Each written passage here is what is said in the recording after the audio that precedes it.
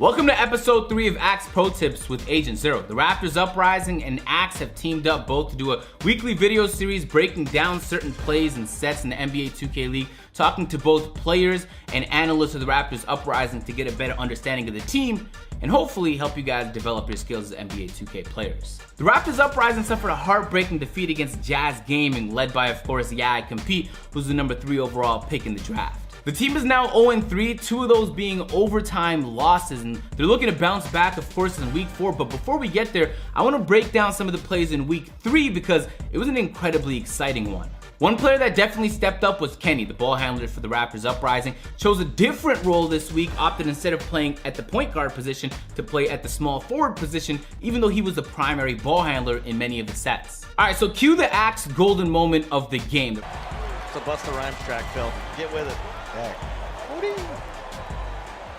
In the corner. Never tied. Not Kenny.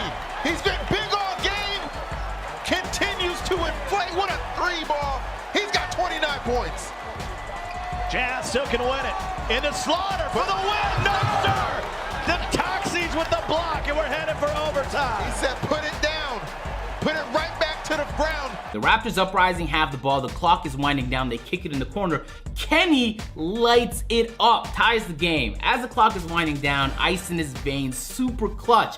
On the defensive end, only a few seconds left. Raptors have to hold up, and it's Detoxys coming in with a huge block. The Jazz Gaming were looking for a hook at the buzzer to win the game, and it was Detoxys coming up big. So we had Kenny on the offensive end and Detoxys on the defensive end to force that overtime. Okay, so let's bring in OneThroughFive, an analyst for the Raptors Uprising, and Detoxys, who plays the power forward and the center position, to talk a little bit more and dive in depth. All right, welcome guys. Detoxys, let's start with you. So we saw you make a change this week. Now you used to play at the 4. This week we saw you playing at the 5. Talk to me about some of the roster changes that you guys made leading up to week 3 in the NBA 2K League season. Right, so obviously we were 0-2 at this point, and we moved Kenny to the 3 because we figured it would give us a different look offensively, help us space the floor with the stretch at the 5 and Josh at the 1, so surround Kenny with shooters. We already know that Yusuf, one of the best paint masters in the league, and that's something that we'll have in our arsenal going forward. And it's good to know that we have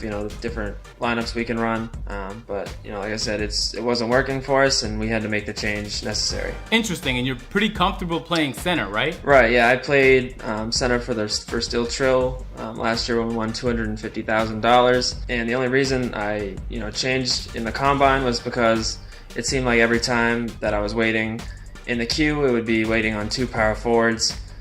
So I figured maybe less people were going power forward and more people were going center in the combine. So I thought it might give me a better chance at making the league.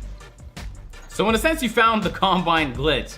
Let that be a lesson to everybody moving on to season 2 of the NBA 2K League season. So 1-5, you're obviously working with the team and the manager Shane to help define and strategize. So what goes into some of the decision making when it comes to strategy? I really study the other teams in the league and a lot, and I pay attention to what's working and what isn't. We saw Hood on that shot creating slasher build in the tip-off tournament, and we thought it was pretty interesting. The point guards are only 6'3", so getting your primary ball handler on a slightly more athletic, taller build can definitely help that player take over games. Beyond looking at what other teams are doing, we're always studying our guys and how they are in practice and in film, and just in general who communicates well with the team. We definitely noticed in our early games that when things started to go wrong for us, we weren't talking enough during the game.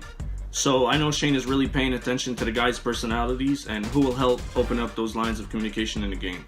Cool, so let's get the meta report. Who impressed you last weekend, and did you notice any changes in the meta?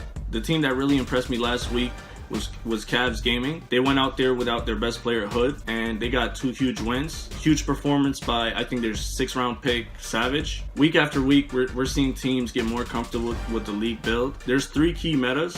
One of them, what the 76ers are running, it's a pick and roll, spread out type of offense, pick your poison, kick to the shooters, work the paint, a little mix of everything. The next build is the 5-out with the 6'8" shot creating slasher with a couple back doors, players moving around that shot creating slasher and him getting to the paint, kicking out to the shooters. The third build that we're really seeing is from the Knicks and the Blazers. They're running a more paint mashing style with 2 dominant bigs in the paint, and those are really the 3 key metas that we're seeing in the league right now.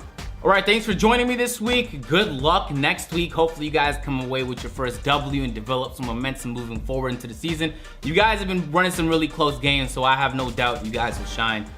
We'll talk soon. So there you have it. This is episode 3 of Axe Pro Tips with Agent Zero. The Raptors Uprising proved they could compete.